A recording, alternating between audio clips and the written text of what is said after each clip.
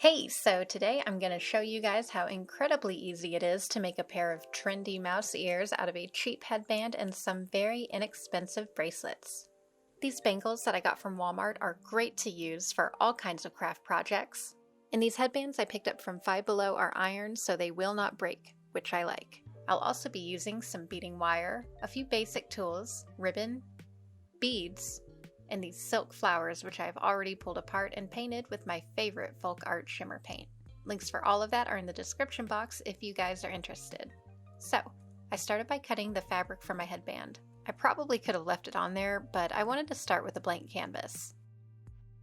Next, I figured out where I wanted my ears to sit and taped those in place with electrical tape. You don't want your ears to be able to wiggle or move, so make sure you wind your tape as tight as you can. Hot glue would also work here, but I'll talk about why I avoid using hot glue later on in this video. Now, you don't have to do any fancy wire wrapping here, just make sure that your wire is wrapped around the space between each bead. The trim I'm using here is awesome, since you can cut it down to size without the beads falling off. I'm pretty sure I got this from Joann Fabrics. I always try to start and finish wrapping my wire near the bottom of the ear so that all of the sharp ends of the wire get covered up by the ribbon and flowers. Speaking of ribbon, the kind I'm using here came with wire in it, which did help to keep it in place while I was wrapping it around the headband. When I got to the other end, I glued it down and used a clip to hold the ribbon in place while the glue dried. And now it's time to add some flowers. You could hot glue your flowers onto the headband, but I think wire holds up better over time, looks nicer, and adds less weight to the headband, which makes it a lot easier to wear.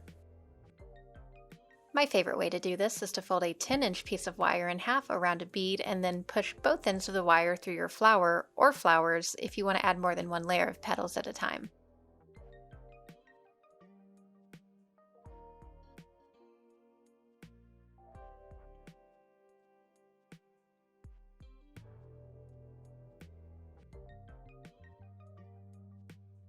Now, I almost stopped here, but I really wanted the ears to be more defined, so I used another long piece of wire to add some little white flowers and crystal beads around each circle. Before cutting my wire, I used the last part of it to add a couple more flowers to the back of the headband, since it was looking just a little bald on that side.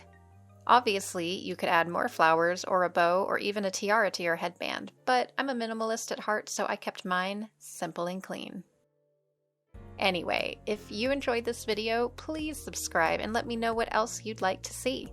Thanks for watching, have an awesome day, and I will see you in the future.